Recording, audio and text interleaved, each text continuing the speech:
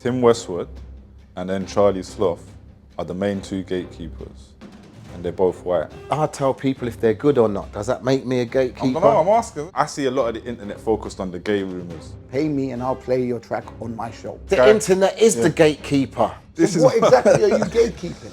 Grime don't even exist. Let me not say that. Big up Grime. I'm the young one. And I think now the audience is the gatekeeper more than ever. I've made my choices and I've made some bad decisions and some really brilliant decisions. But it was my first time growing up. Cool, freedom of speech, but anyone can get punched up though. Yeah, no, this is a trigger finger. So you might get triggered by it. But what I was saying, if it wasn't for a rude boy, the country would be quite boring. Don't call me Diddy.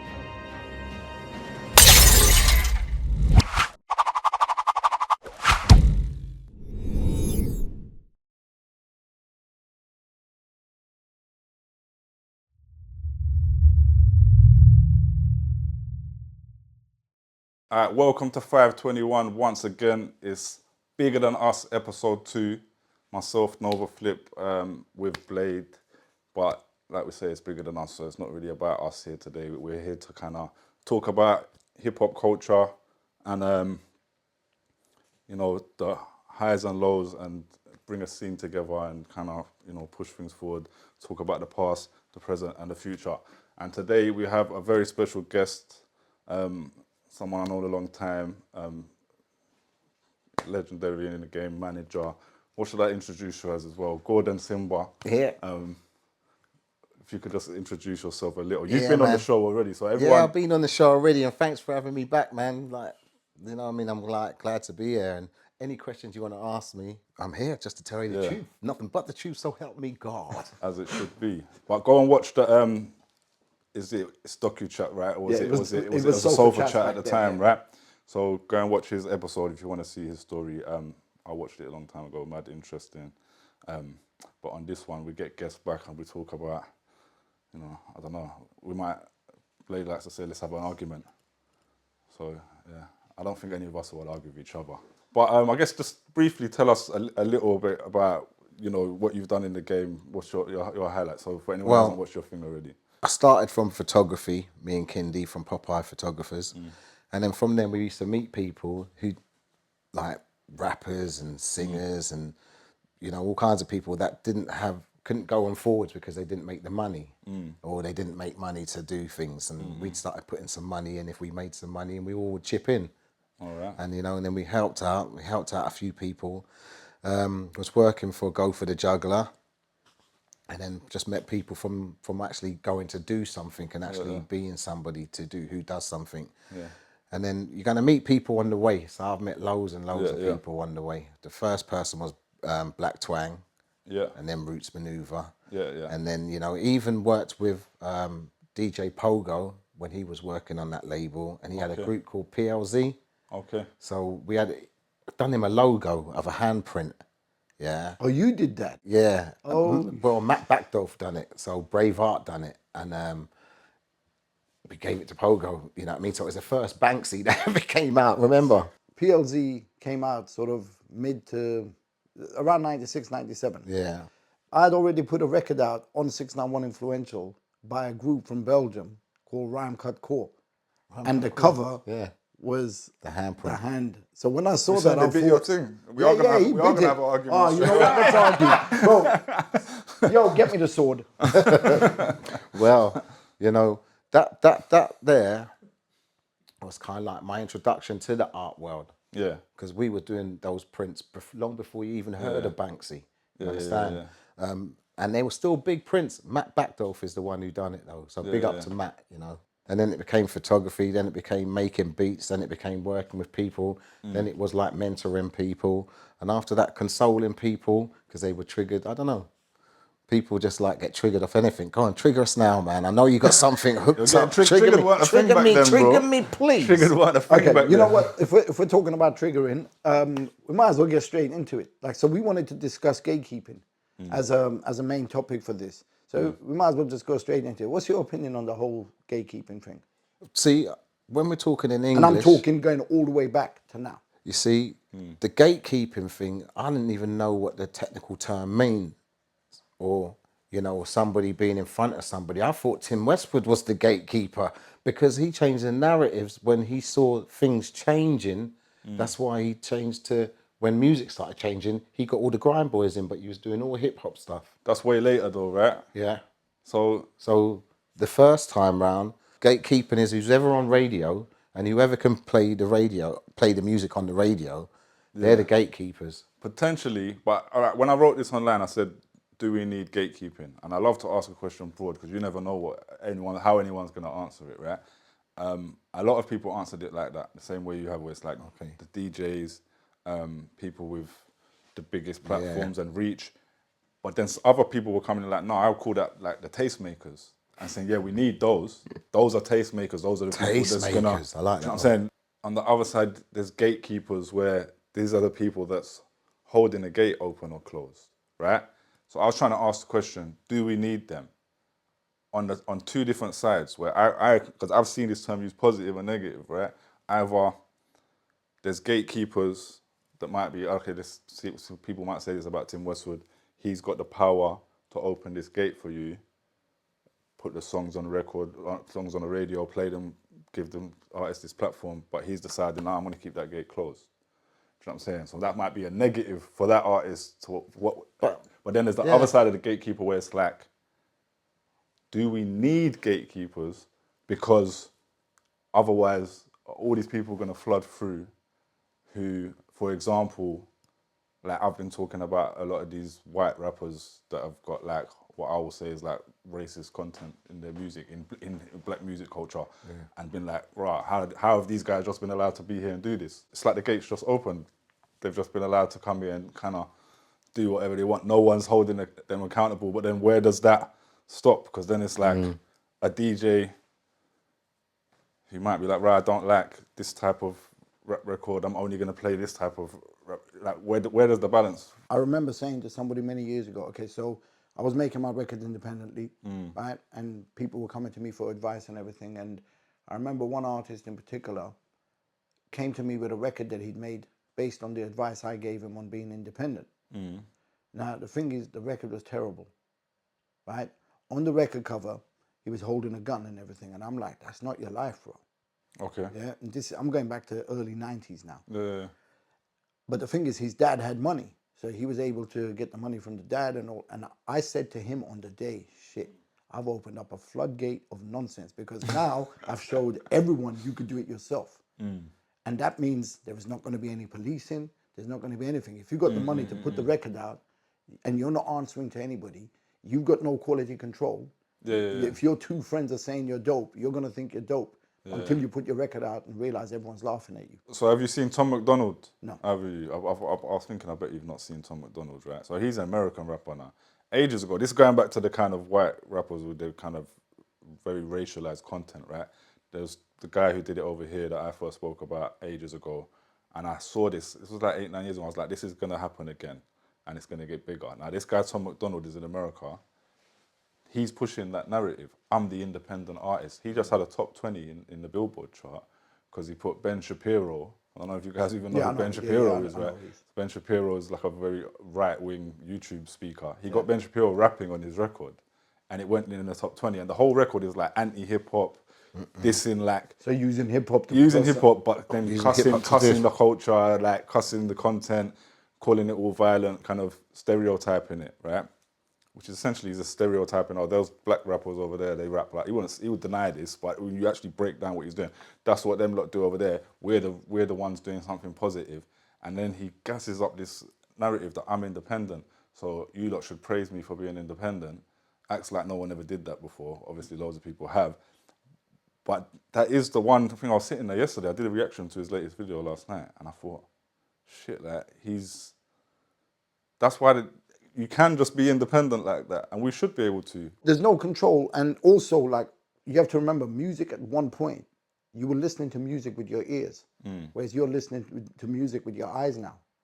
Okay. Yeah?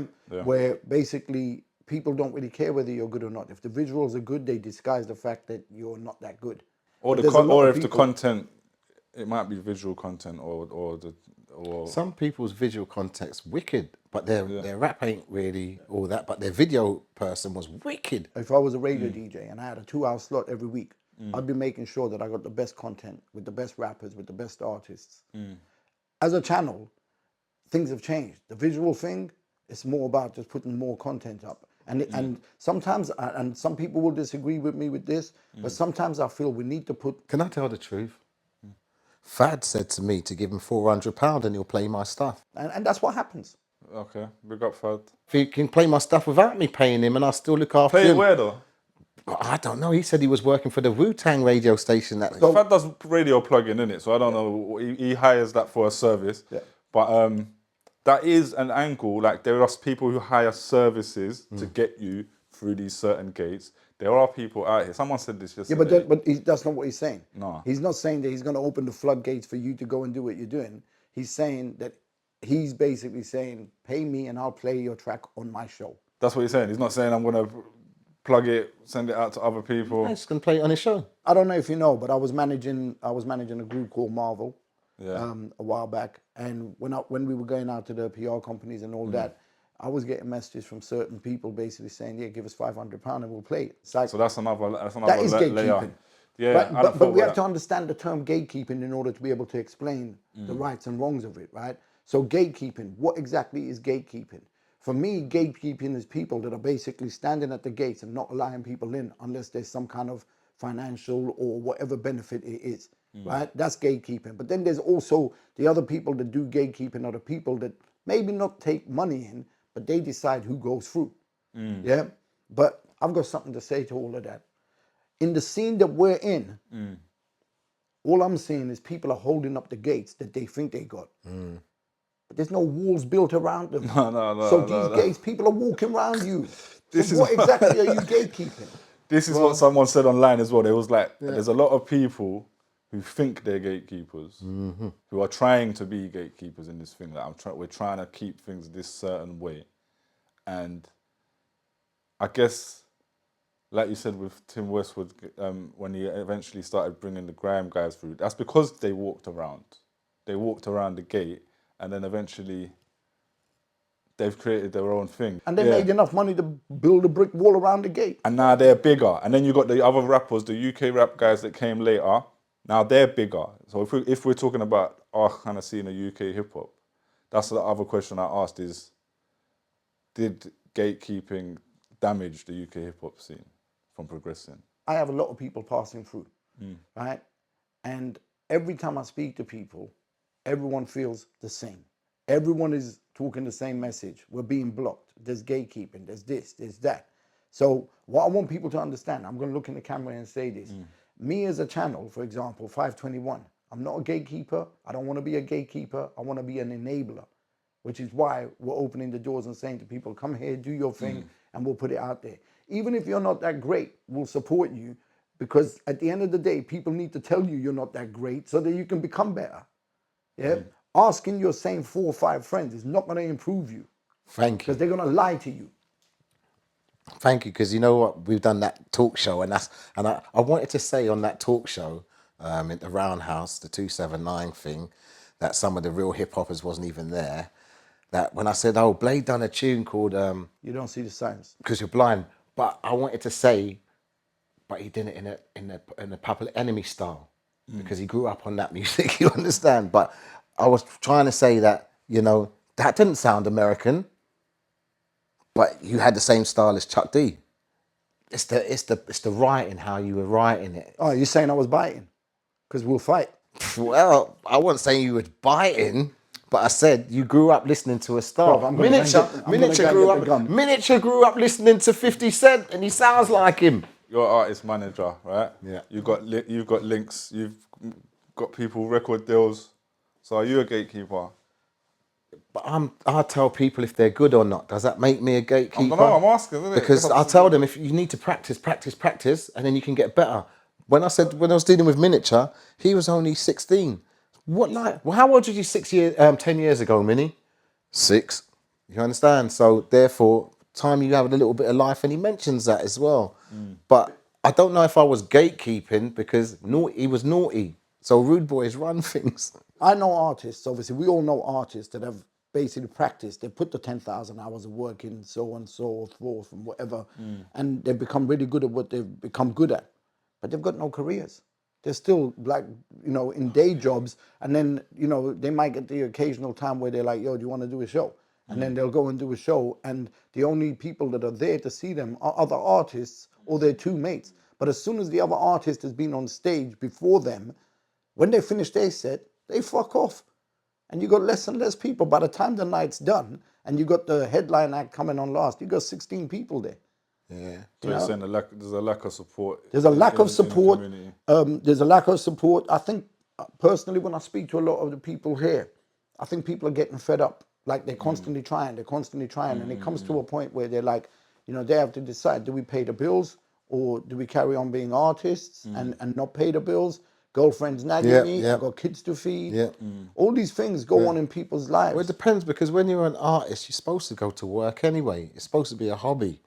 See, my hobby took me around the world, but my wages paid the rent and the phone bill and the electricity.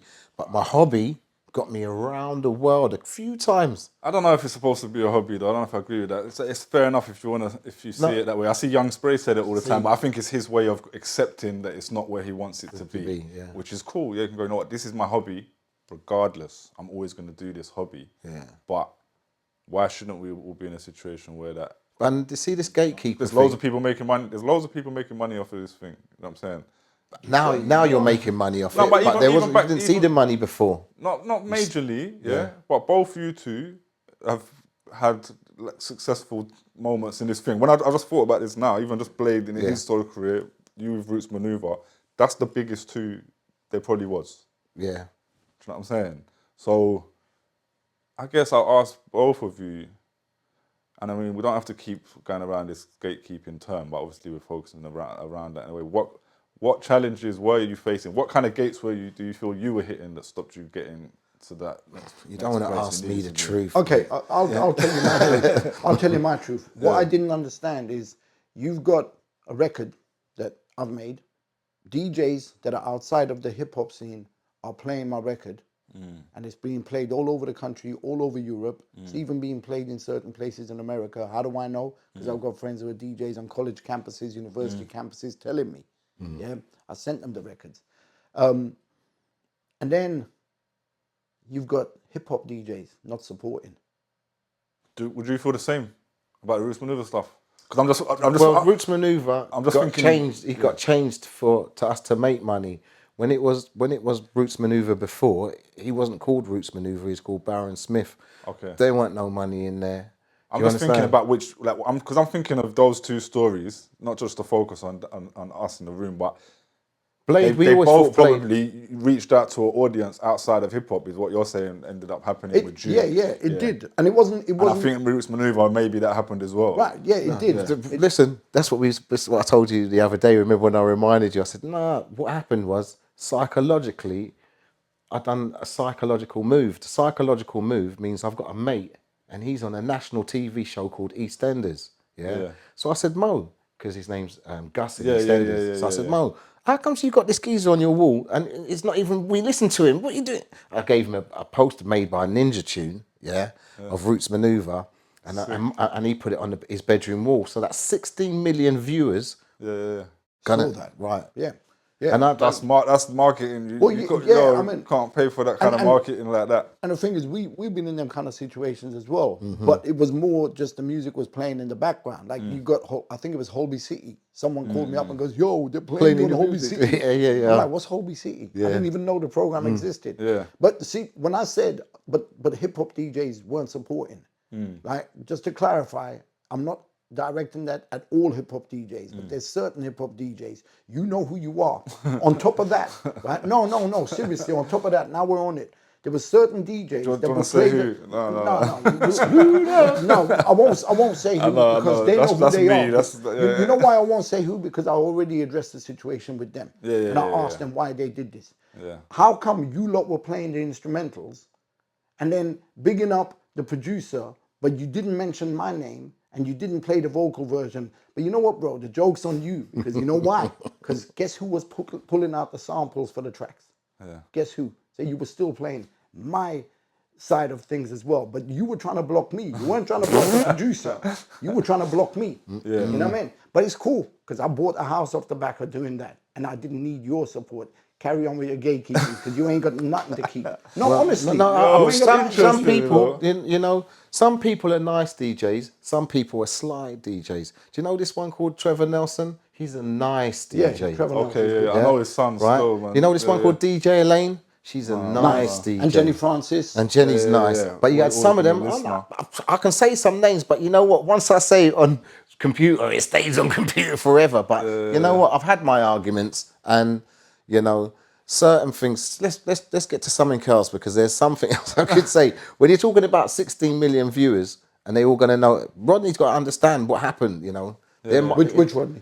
Roots Maneuver Rodney. Yeah. Like, you got to know what happened. It don't happen by magic. Marketing strategies. I'm kind of just working out, like, from E02 stories, and I wasn't even, had no focus of going, like, basing it on that. Yeah. But just that both times it seemed like there was people, again, trying to be gatekeepers in a small hip-hop scene. I think... Right? They're making themselves into gatekeepers. Yeah. And that's why I asked, did gatekeeping hold UK hip-hop back? And it's like, because that too DJ, busy. whoever that is down there, it seems DJ's not playing the record. Can I say a DJ's name? Like 279. I always mention his name. Oh, don't get me in trouble. No, because he was growing up. This is his first time growing up. Most probably his first time going on national. You know, and you know the power you've got behind that accolade of being a DJ. What are you saying though? So he supported or he didn't? He had power. Yeah. I'm not saying he didn't support. He had his favourites. MC Mello's one of his favourites. DL's one of his favourites. You know, at the end of the day... But you know, it was good that he championed DL, because like so many people gave DL a hard time because of the accent thing. But I was always a fan, man. I might got in trouble for that because I couldn't employ no one who was doing that. I could employ your voice, but you sounded British. You just got that lisp in it, and you've got that twang, and you've got an accent, and you know what? You've got attitude. You can sell that all day long. He's one of those DJs where if he doesn't like what you make, he's not going to play it. Yeah, but I like him. He's entitled to that. But I'd rather have a DJ like that than a DJ that's basically told what to play. I like him as a DJ. I like the brother. You understand? But when I'm going to do business, treat me as a person who's coming for flowers from you. Like, do you like this? You know, it's kind of hard. Like, look at this music I've made in the past. Will you like it? Put it on. See if you like it or not. If say you've made a record and rest in peace, John Peel doesn't play it. Yeah. No, honestly, like just say he doesn't play it, right? But he at this point say he's alive and he's gonna, you know, you're hoping that he's gonna play your record. Or even if we put Numbers or Max and Dave or Westwood or whoever into the equation, if you're expecting your record to be played by these people and it's not being played, then you go ask yourself, maybe I made the wrong record for this person. If we go to the main, right, Tim Westwood, right? Someone said online that the problem with gatekeeping in the UK is, and I think this has changed a bit now, but it was that Tim Westwood and then Charlie Sloth are the main two gatekeepers, and they're both white. So these are the main two gatekeepers of black music culture in the UK. I can see your point. And is like, you don't have to, it's not staying on the racial thing. But when you're talking about Charlie Sloth, Charlie Sloth's my brother. Charlie Sloth's my brother, because you know what? He's keeping it street. I'm just reading out. I'm just saying in the comment what someone said. Yeah. His first video, he was sniffing cocaine. You understand? So I don't know. You can say anything. You understand? So however he's got to become this guy, it's been hard work. Both of them hard work. And dedication. I think both of them done it with hard work. Charlie Sloth's my boy. No, Charlie Sloth's my guy as well. Do you know who done his first video? That first video is Jay Tibbs. Okay. You know, John Tibbs. I don't know. Like, to think about it, does John Tibbs get his flowers? There's a lot of people that don't get their flowers. And you know, and the truth is that when I speak to a lot of people, they don't want a lot. They just want their recognition. And if they're not going to get the recognition, they want a little bit of payment just to keep them going. That's it. What I'm saying though on that comment, right? I wasn't really trying to throw Charlie in there. I'm just reading the comment someone else said, right? But I get their point. I get their point is that in the UK, that kind of black music culture hasn't been until now allowed to kind of reach to that kind of platform, right? And I think Charlie Sloth being way more in tune with what's going on in the streets played a big part in and Westwood, to be honest, when he started bringing the grime guys through and whatever. But Miniature said something on his social media. He said some good things. I feel like winging it up on my phone because that's the argument. That I should have listened to that. We should have listened to that one there because Minnie said a few things. I put something out against something he said recently. Okay, but I don't always agree with him. But I don't think it's the thing you're talking about. My one was about he was putting out a thing saying everyone sounds the same in the mainstream. And I don't really want to. We'll sidetrack into a whole other debate, right? But I was kind of telling him, like. Cass is Dead just won a Brit. It was like 2 days after Cass is Dead won the Brit. And I was like, well, Cass is Dead don't sound like no one. And he's just won a Brit. So everyone don't sound the same. Yeah, and we're actually in a good place, like, and we can actually celebrate. Do you know what I'm saying? And we could look at that now and then. You know what? It really depends on who you're listening to, though. Yeah, but does winning the Brit mean anything? Well, it means quite a lot. No, it means sales. No, he didn't have a lot of sales though. That's my thing. I don't think he had a lot of sales. So what about that one, Bob Villan? Yeah. He's doing his thing. I like them. Yeah. Was that sales? I don't know if that's selling like crazy, but he's doing his thing. When you start talking about everybody sounding the same, like you have to look at it like, okay, let's use this as a reference. So you got Public Enemy, you've got Task Force, you've got LL Cool J, you've got Blade because he said Blade sounds like Public Enemy. Whatever. When I first made my first record with Lyrical Maniac, I was a bit baffled that people were comparing me to Chuck D. Yeah, because it's a completely different style. I never heard that before, but right? But I was baffled at that because it don't sound nothing like Chuck D to me. I got MOP when I was coming out. Okay. But you're always going to get some kind of reference. You know why? Because people are always going to want to reference to something for their association to it. Okay? All I'm saying is, I think what Minnie's saying is like, it comes down to who you're listening to. So if you're listening to 50 artists and there's one Stormzy and then 49 Stormzy sound-alikes. He's saying the new artist. The way he worded it was like, whenever the next one comes along and they're like, oh, this guy's the next one. Because it sounds like the last guy that was the next one. Every 25 years, that scene's going to change. Because if you listen to MC Duke, he's talking the same stuff as the grime, but he's got a little American twang and he's doing it on that 16 beat. You understand? So he's got to write his 16 bars. But if you see it, it's the same stories, just different tone. Yeah. There's so many kind of offshoots of what hip hop is. You know, you got the party vibes, you got just having a good time, you know, the peace, love, unity, having fun. Then you got the message, you know, obviously started off with Melly Mel and whatever, where the messages started becoming a bit more poignant. Then you had the skill rap, you know, the more technical stuff that your Rakeems and Cool G Raps were doing. It all elevated. And if you kind of listen to the artists now, there's still that same bunch of mixtures going on. Someone's saying a message, I think there's more than ever. Yeah. I think there's more than ever because there is no gatekeeping anymore to the same level, right? Yeah. Because the internet has opened up the floodgates. You can put like this guy. The internet is the gatekeeper. Yeah. Because somebody owns the platform. I've got a friend. I've got a friend called Pat, yeah? And this is his idea. It's in Dubai. He's going to bring it over to England, and it's a platform where you put your music on, and you get to see where your money's going. You get to see who's buying your music, even if it's in China. So you can do that already on YouTube. Maybe you can. Yeah, but I'm just saying. I've got an interesting question. Yeah, but I'm just saying. Where's the platform when we're now tunes? I sell these tunes for £7. I sell these tunes now online for 97 pence. It don't make no sense to me. It's just things change, isn't it? But I'm saying that the people do own the platforms, but everyone has access to it. Everyone has access to YouTube. You know what I'm saying? You can just upload what you want, and you can pop. Well, you can, and when you try and promote it, if they don't like something, they gatekeep again. Yeah, but maybe you're not good enough. Oh, nice, got nothing to do with that. I'll give you an example. I'll give you an example. So Air Clips and Parky did a track. The track is called Censor Shit.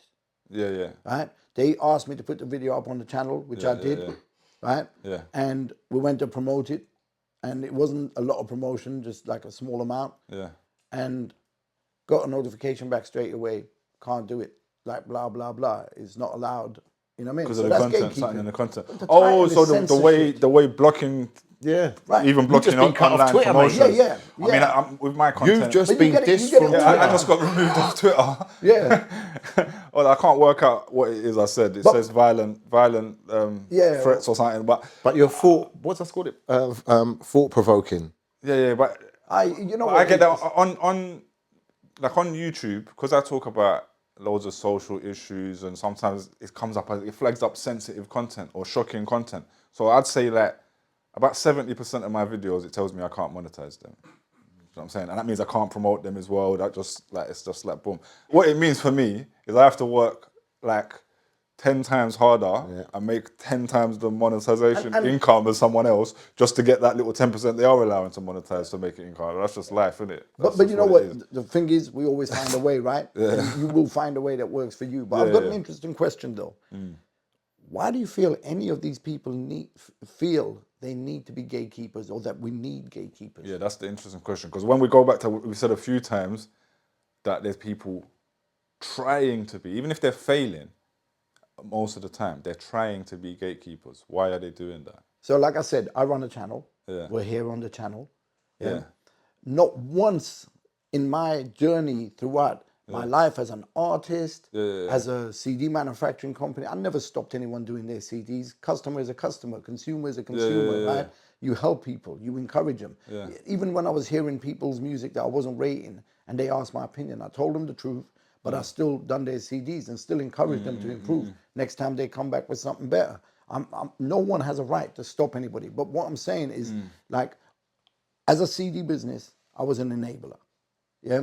And I tried to now enable. again, you're an enabler here. But as an artist, and I've said this so many times as well. You was a gatekeeper? No, never. I was never that. I stood on stage and every Even headline on the competition element, no, where it's like, listen, yo, I'm gonna, Yeah, you know what I'm saying, I'm gonna shut you lot down. Yeah, but that's not gatekeeping though. That's competition. Yeah. There's a difference. After the Drive them to competition's push done and harder. I've showed you that I'm better than you, I come over, hug you, and we share a couple of Red Bulls and we're good. You know what I'm saying? It was never on the other side where it was beef or problems or whatever, because nothing was done in bad taste. But I'm saying, even as an artist, when I stood on stages as the headline act, and anybody that was at any of my shows will verify this. Yeah, if I was the headline act, I always invited people locally to come up on stage and show that you've got talent on your doorstep. And you said, as the channel, 521, what am I doing? I'm not stopping anyone. I've had about 9 drill artists ask me if they can come on the channel. And you I've stopped asked them them? to send me. I didn't stop them. No, I didn't stop them. He said, you ain't coming No, in. I didn't stop them. What I said to them is this, right?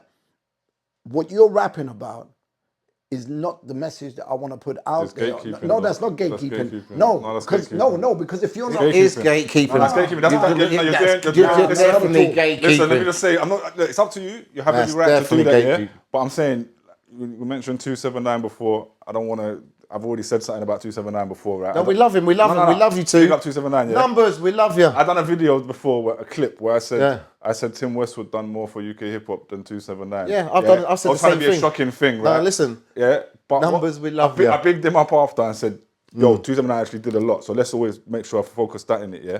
But that's one of But the he never reasons. answers his One of the phone. reasons I said 279 did less than Westwood is because 279 wouldn't play the rappers that was in the streets talking about What, the street Berry stuff. Crew? The street stuff. Yeah. Berry Crew was more underground, Yeah, they're but more mainstream. That's me, but I'm saying Berry no. Crew's more half the 12 I'm not talking o'clock about at Berry night. Crew though. I'm not talking about Berry Crew Okay. or Mud Family. He played us, I'm sure. You know what I'm saying? He played me. Don't get me wrong. After 12 o'clock. But what I'm saying is, there's artists that were a bit more street than that. Yeah. There's the artists that's maybe got some of the content what Blade's talking about, what he doesn't feel as comfortable, which I understand. You have the right to. It's not anything to do with that. So let me explain why I feel that way. Right? At the time that those same people hit me up, and it was all within the same few days, right? I heard that some kid with autism got murdered. 19-year-old got murdered, right? And I don't know what the situation was. I didn't dig into it and whatever, but there was some mention of drugs, whatever else going on, and basically some guys hoods and masks and whatever, and that's who basically did the murder, right? Yeah. No one knows who they were. I don't know if they're still looking for them or whatever. But what I'm saying is, what I said to the guy is the message that you're putting out there. My son has autism, right? I want to make sure that my son and any other kids with autism or any youngsters are able to walk the streets without feeling threatened. Definitely, man. They need. So I'm like, as a parent and as a responsible adult, I don't see that as gatekeeping.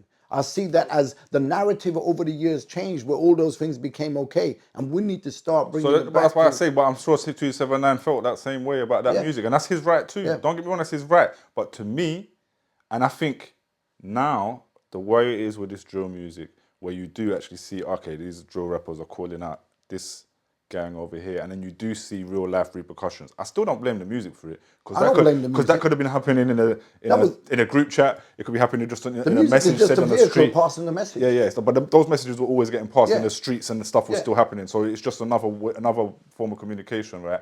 But so I'm saying there's more of a reason to go, oh wait, is this music actually channeling this than it was back then? But even back then, I'm sure 279, and he's just being used as an example. But so let's go back. Nah, I'm not going to push this music because this is creating this negative.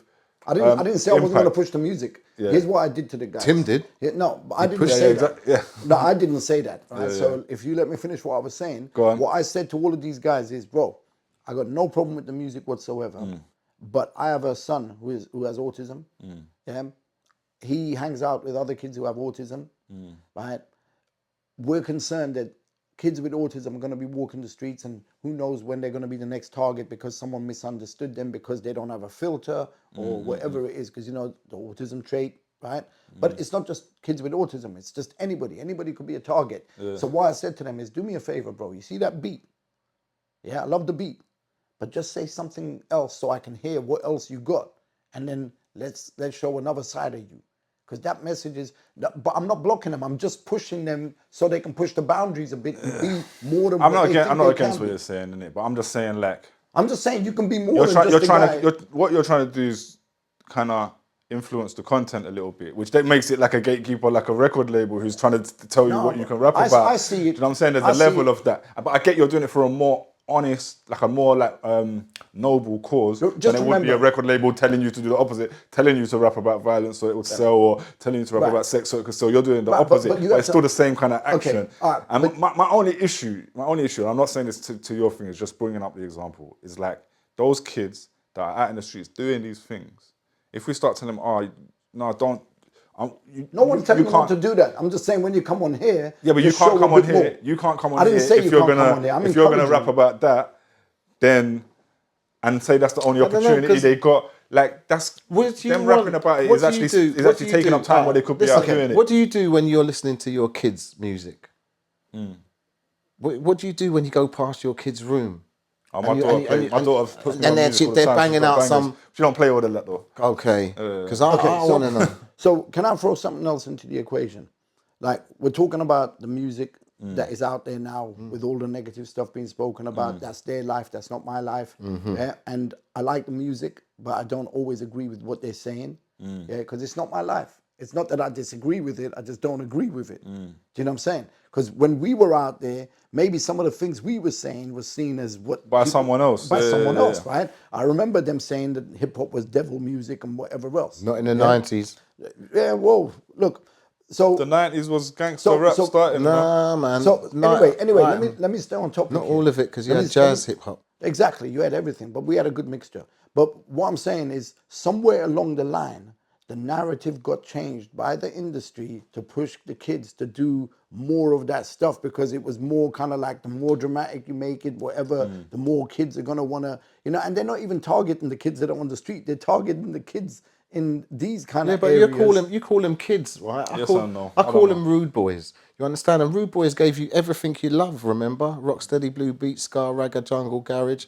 If it wasn't for a rude boy, the country would be quite boring. There's a difference to basically listening to something. All right, put it this way. Look, I can go into the movies and I can watch Terminator 2 with all the killings and everything going on and be excited by it and be like, yo, that was sick. But I don't want to be Terminator 2.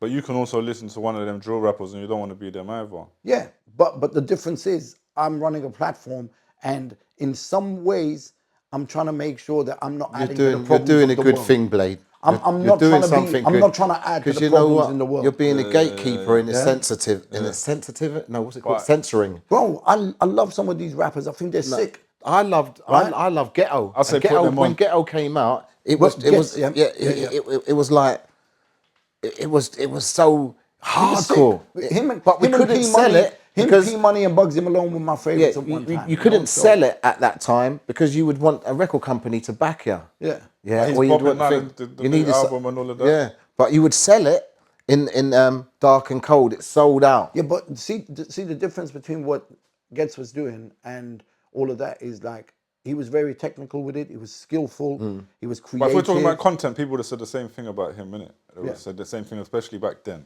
That it's I negative, didn't see it. That it's adding to, like, but someone would, like you said, someone else would say that, innit? So it's always someone's gonna.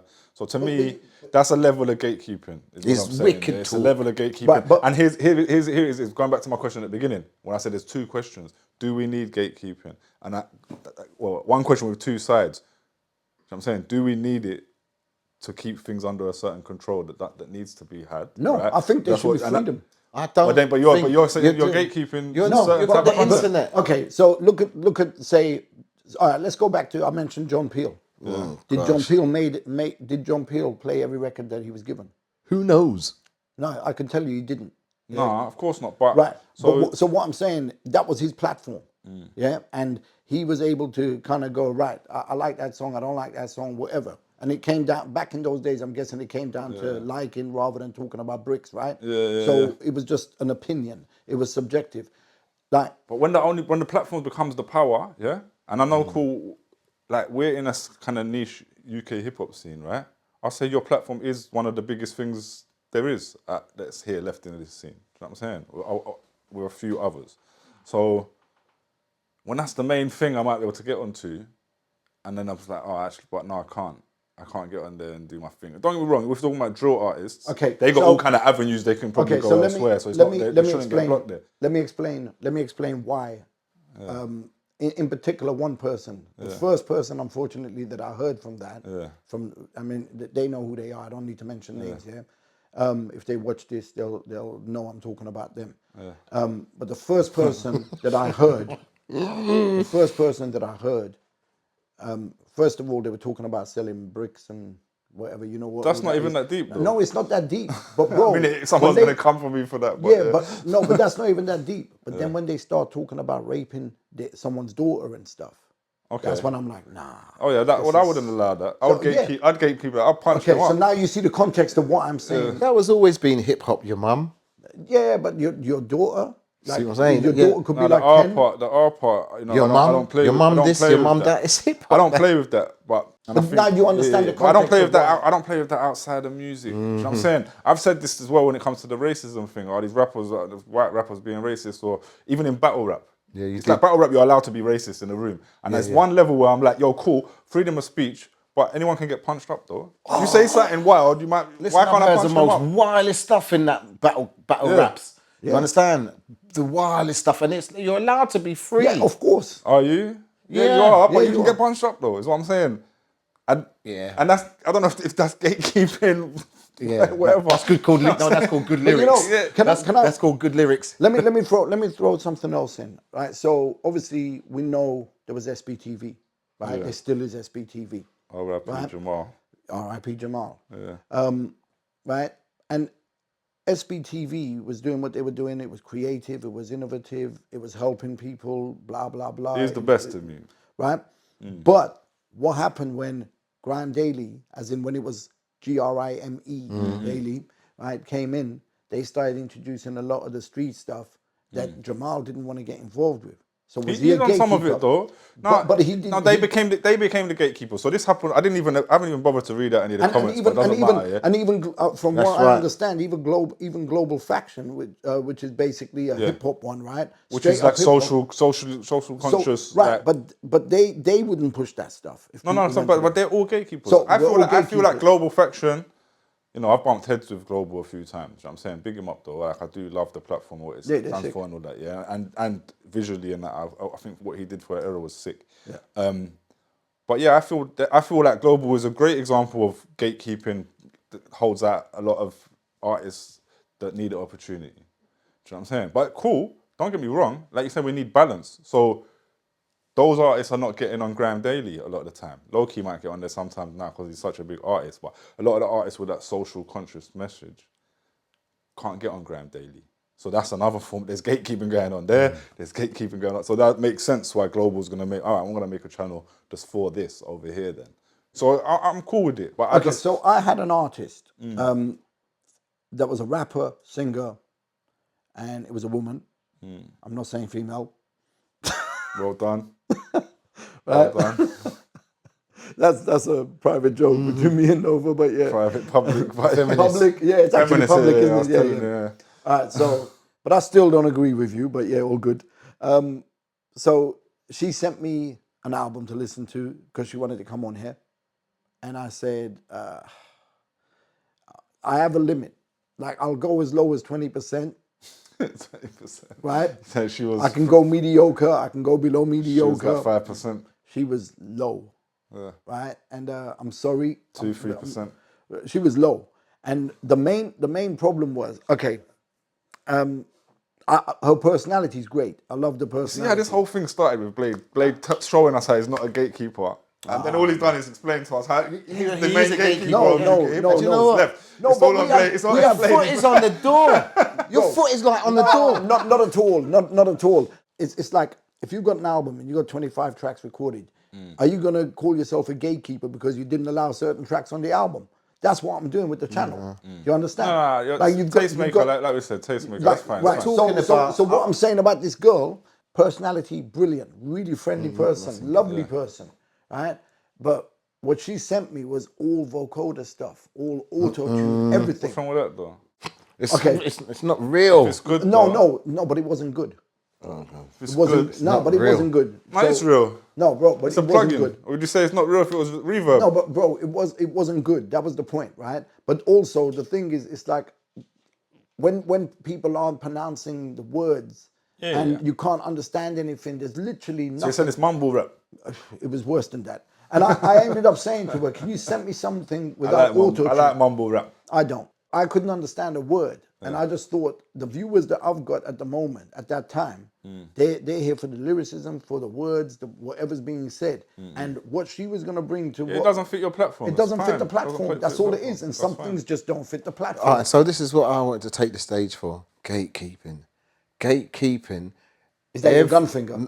Yeah, no, this is a trigger finger. So you might get triggered by it. But what I'm saying is gatekeeping, like when these entrepreneurs start a platform and now they're a gatekeeper They because become the gatekeeper. because what's it called? Reckless? No, Ruthless. Ruthless Yeah. record. And then they had all these people. I went to go to Ruthless. I went to East London to Ruthless, yeah.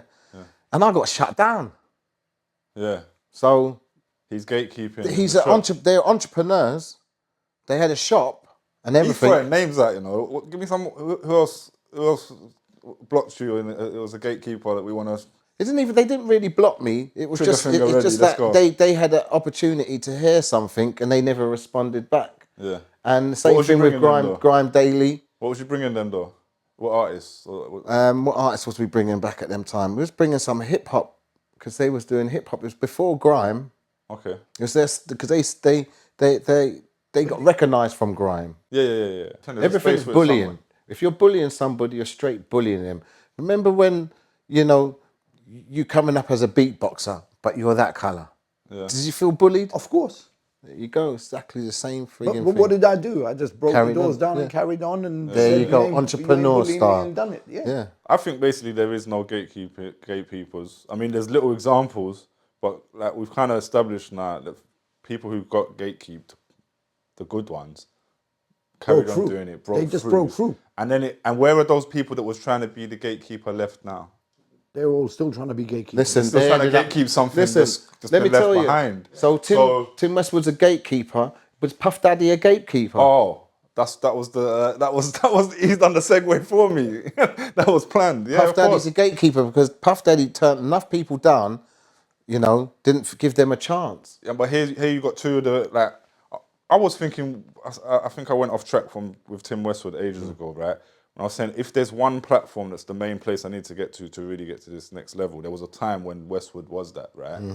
But it was when you were saying, are you making the thing for that gatekeeper? And I was thinking, in our hip hop scene, no, we didn't make the thing for Westwood. We made things we for made us. things for us, and then other people became gatekeepers, like you said, right?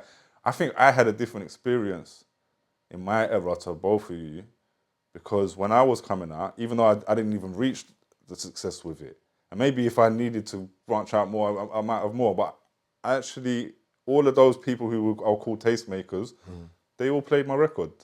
From like everyone we spoke about, from 279, Charlie Sloth, probably, apart from Tim Westwood. But when I made it, I just thought, Tim Westwood's over there, he does what he does, he's not even part of.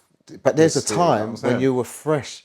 There's all Skinny Man and Mongo and all them man came out. But they had a different experience to me as well, because I'm later than so them. I'm saying, when you came out, I learned, it's probably 6 months later that you come from Mudbury. Your artwork was fucking brilliant. The single that was out on that time when I saw it, I became a fan of that. I don't even know. But I never realised that you were even a part of the Berry crew. And it wasn't family though. Yeah, but it wasn't. I was never Berry crew. But but it's the same people. It's all a part of the Berry land. No, of course. You know, Chewberry. Yeah, but when I said that if you were specifically trying to get your record played by certain DJs and they weren't playing it, maybe you need to go back and make a record specifically for them. What I'm saying is that's not what I did. I still made the music I made. If it means that much to you, no, but what I'm saying is, if it means that much to you, that it's bothering you that. And the ones who it meant that much to at that back then, they did it. N-Dubs or I'm saying the N-Dubs, Chipmunk, Tinty Strider, they made records for these platforms that we never cared about before. When the mainstream, and especially the West London mainstream, they they nurture well. You understand? So XL Russell is the leader of that, and he's got the XLs they're good. That's a good label. They treat you like human beings. You understand? So I don't know, how comfortable would you be? Ninja Tune was good. You understand?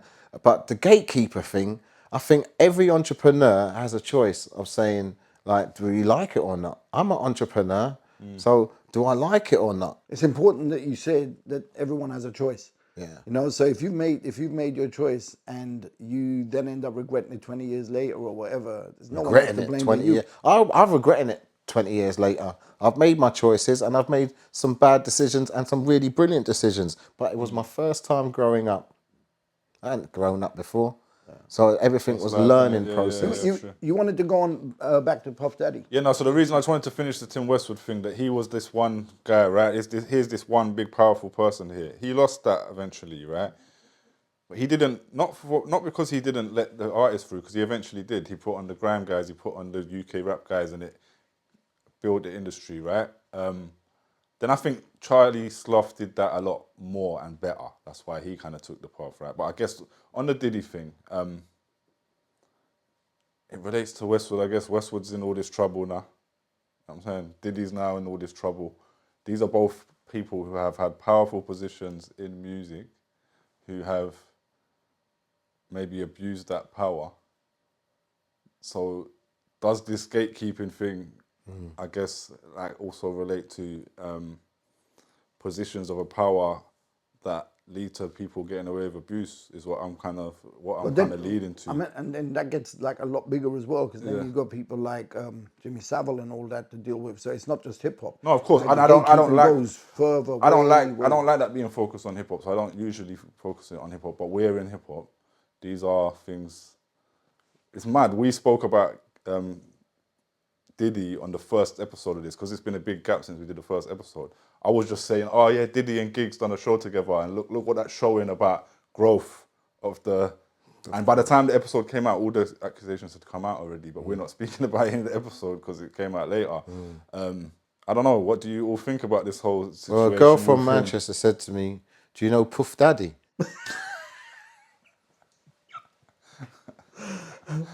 That's how I felt. That joke's been there for time, though. We said that right from the get-go before we even knew anything. But it just took me back to it. You know? I tell you what, though, and they're calling him Diddler and all sorts of things. Yeah, wow.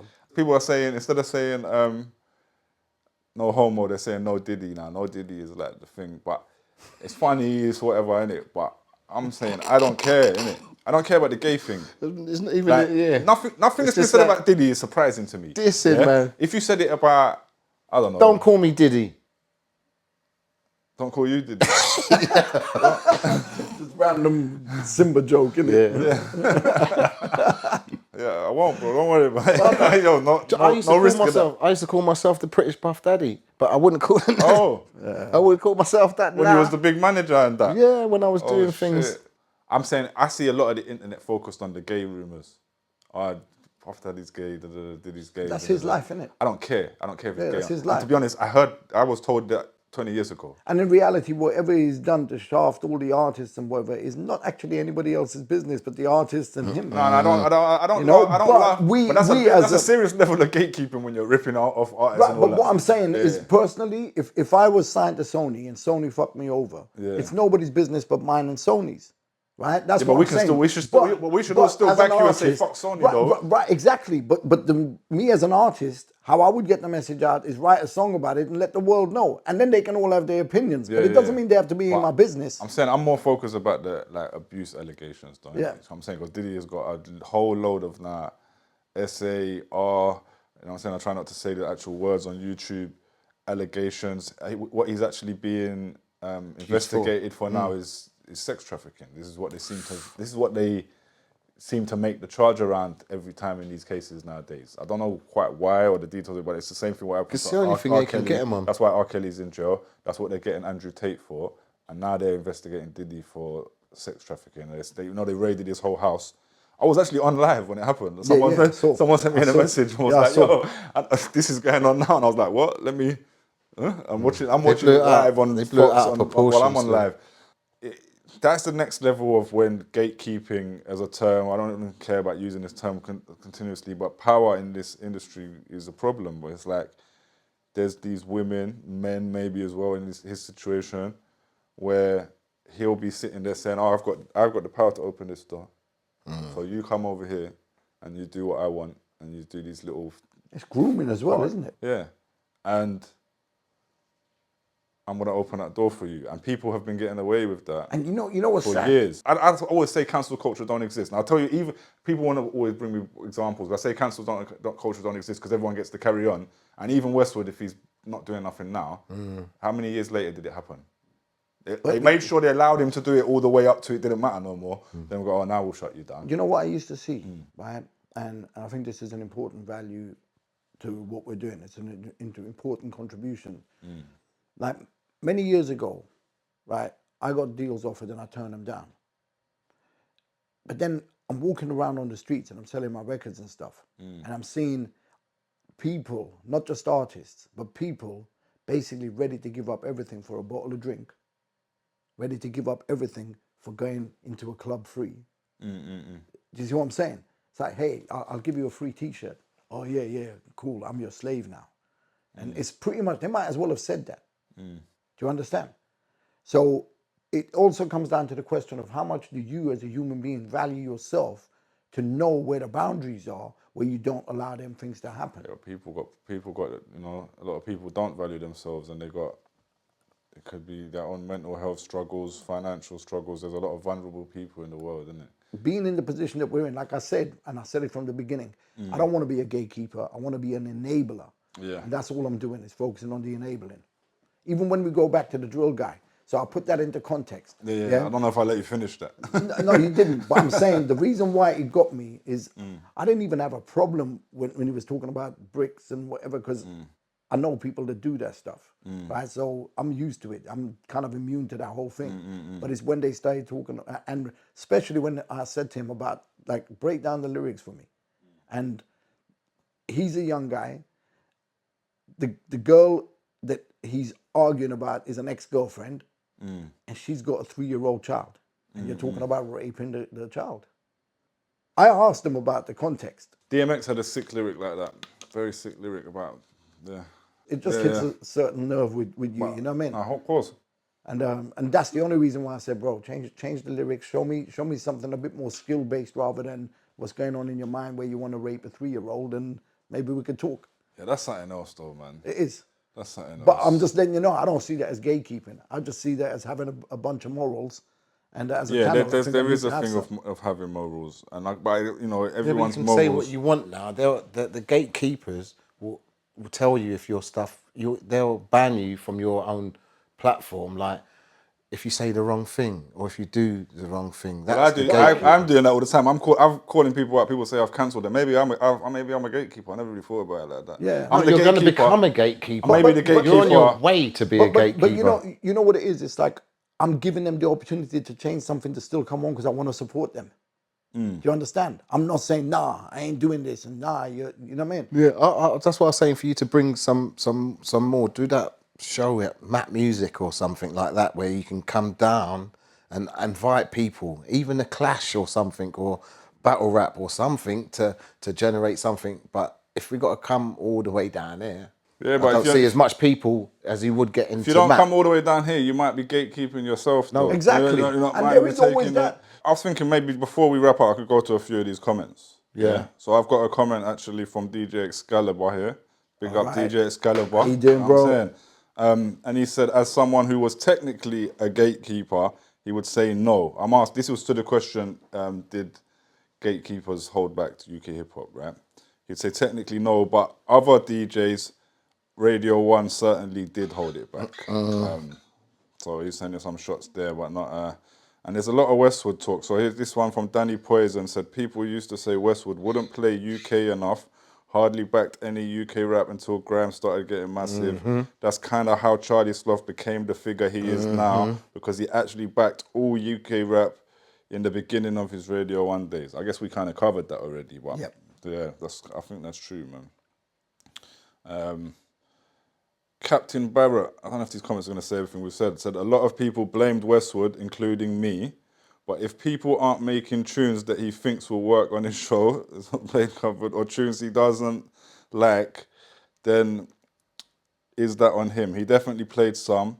Thing is, also, most UK hip-hop sold like 500 copies max.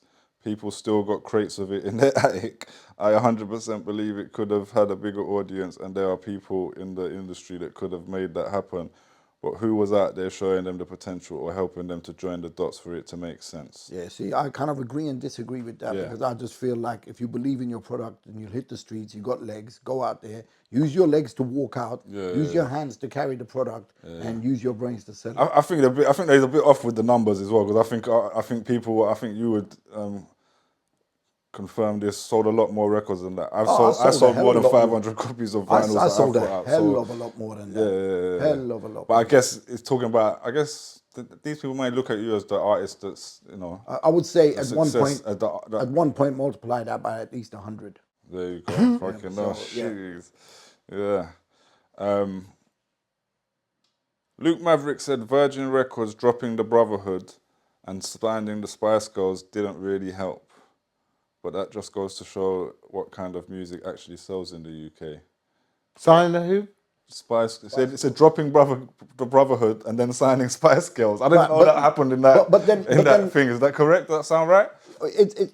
See what I think. See what I think there is. Everybody wants the easiest journey possible, and Brotherhood was a bit of a risk because it was unknown territory for them. Whereas Spice Girls is a formula that's worked over. Has Spice Girls really been done? No, it's been like, come on, we've had like loads of other groups man. and whatever. Like we've had loads of other groups, not necessarily in the same vein as them, but we've had like, you know, the Temptations and whoever and whatever, and that formula has worked. We've got one from LaShawn J. It says, the thing is, it's all good until the gatekeeper is the problem or becomes outdated. And this is it. This is true, because you said they become the gatekeeper. Yeah. First, it's like, yo, Graham Daly, Wicked. These people are creating a platform to actually let through all these people that SBTV kept shut on them elsewhere. But then it gets to a point where they become the industry, and it's like, oh, we're stopping here. Shut the gate. No more. No, don't let any more in. You know, but let me finish this comment though, innit? Or becomes outdated, but don't want to give up that position and its benefits, so will stifle new talent purely for the benefit of selves. When it works, but when it do, it's a whole mix of problems. Like I said, we don't even have anything to gatekeep, so we're wasting our time predominantly, right? But and I'm going to say it again, for anybody who's looking at 521 as gatekeeping and whatever, that's never the plan. Whenever I stood up on stages and whatever, it was always about working as a unit, as a community. Like, I don't care if I know you or I don't. I'm not going to not give you an opportunity because I've never recognized your face from anywhere before. Right? I just believe like you have to look at people and you have to give everyone an opportunity. Do you know what I'm saying? If you don't, how many, and I've said this as well in interviews before, how many Rakims did we miss out on because we didn't recognize that guy's face? And we didn't give it a listen, we didn't give it a chance because we didn't know who he was. How many Rakims have we missed out on? Sip the juice. You understand? Yeah. But you know what? Can I ask Gordon a question? Yeah. Gordon, Yeah. one specific point in Roots Maneuver's career that you really felt that pretty much you were butt fucked, as in the gatekeeping or anything. Did that ever happen?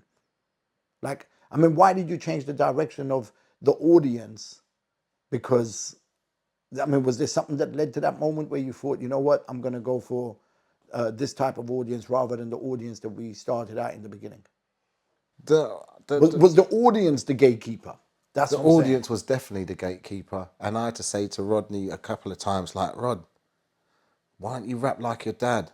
You know what I mean? Like, he comes out with some outlandish words, like words we didn't even think about saying in a sentence, you understand? And he got it. He got it straight away. But the crossover was to get paid. And crossover ain't nothing but a double cross. Yeah. Once you get your audience, you ain't gonna, once you change your audience, you might never change them back. But because he had that lyrical content and he had lyricals play, you know, that the new audience gravitated to him like no one's business. Yeah.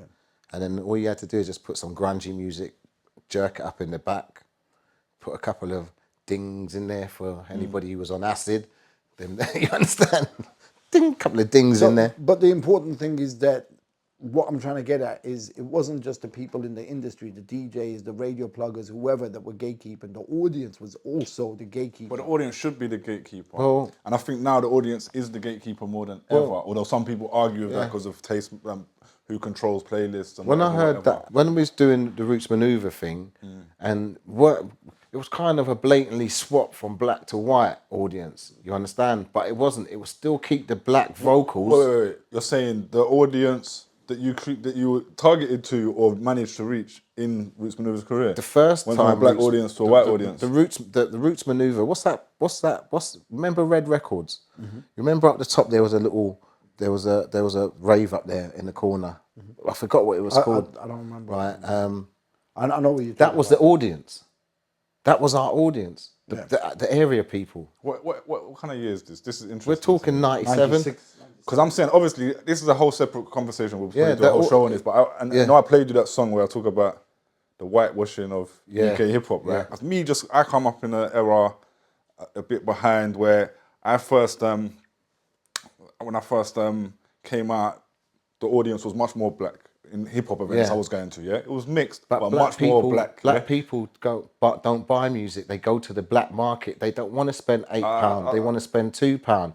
And I don't want to comment on that. Yeah, but we had to go to the market. Remember, we only had our price. And Red Records and a couple of other ones like in Ladbroke Grove. The record shops, why are they dying? That's how you made the vinyl. I thought, you know what? I tell you this. This is just this. I'm just trying to work out the timeline because I'm saying I watched the audience as an artist and as a person in the scene. I watched the audience turn into fake hippies. Change from being mostly black people in the hip hop community to like the crowd. I'm talking about in the venue to being mostly white. Yeah, like kind of trendy kids, what they call backpackers or whatever, right? And I've been trying to analyze. Blame it on good. I've been trying to analyze how that happened. Like that then leads to these kind of white guys with their kind of inappropriate racist views coming, thinking they can have a time as well. So it's a whole big thing. But I'm just analysing where yours, because I would have never put Roots Maneuver into this conversation. Would you put Jay-Z with Mr. Hudson? That's good business. No, yeah, I love that. You know what I'm saying, but but I tell you what though, just my own story. You just made me think of, right. I remember going in to. And it's probably the first, one of the first times I came across Roots Maneuver. I went on Oxford Street. I don't know if it was it Virgin Records or HMV? It was the beginning of Oxford Street. On the top it was Virgin, right? And you know, they used to have the machines where you could actually put the headphones on and sit and listen to the albums. So I would be in there all the time. I finish school, go up to West End, I'm going to sit there and listen to these albums. I'm listening to Gangstar. Yeah. That's off the top of my head. I'm thinking Gangstar, Moment of Truth album, maybe. Around that time, I actually remember, anyway, getting that around that time. And I remember just seeing the Roots Maneuver album was on. You know, they don't have like 5 albums. I might have listened to part of it as well. So you were not supporting before not supporting existed? No, I'm not. No, I've got that album. Yeah, and I got the next one as well. But I'm saying I knew what it was. Yeah, but I'm thinking I know what it is. I'm not thinking much. I was actually shocked. Oh, Roots Maneuver's been put here in these main 5 albums of the week, right? No, that was paid, innit? That was all paid advertising. Out of Gordon's pocket. You know what I'm saying? But anyway. Ninja Tunes. Yeah. But I'm saying anyway, I saw this there, and I was just sitting there listening to whatever I'm listening to. I might even have been listening to that. Some white guys walked in a suit with a briefcase. I still picked it up. Yeah, he looked like he's not anything to do. I don't even know why he's coming up to this hip hop podium. Yeah, he comes over. He just picks up the Roots Maneuver CD and walks straight to the counter. He came there that day. I looked at him and I was like, huh? That changed my perception of like the whole kind of UK hip hop. It made me know Roots Maneuver. It expanded. Roots Maneuver is something else. Because he just didn't look like the guy, and he just walked in ready to buy his album. He came there ready. Don't need to hear it. Don't need to wait for the headphones. Remember, that's good marketing. And remember, it was on EastEnders poster. Yeah. So you don't look like you watched EastEnders, man, but you never know. Everyone did, I guess, back then. Yeah. I feel like we need to wrap this up by getting into a fight or something. Put your head in there if you want. Okay, let me go. Look, I'm the young one. Look at the state of these guys. Oh man! You always want to play about, you know. Always wants to play about. But last words. Who wants to say the last words? It's got to be Nova. No, I said the first words, man. No, you got to be, because the way I think you should do it because you're the guest. Okay, well, if it's all about the gatekeepers, and if the entrepreneurs are going to change the narratives, we'll wait for the new entrepreneurs to come, because I want to know what the next style of music after Grime's going to be. Grime's long gone away. Grime don't even exist. Let me not say that. Big up Grime. But I'm saying drill and trap and all this stuff. The drill thing is what it is now, isn't it? The drill is one of the coldest musics for me. It's like it's so cold. There's no heart. The production is mad. Mad. Goodbye, everybody.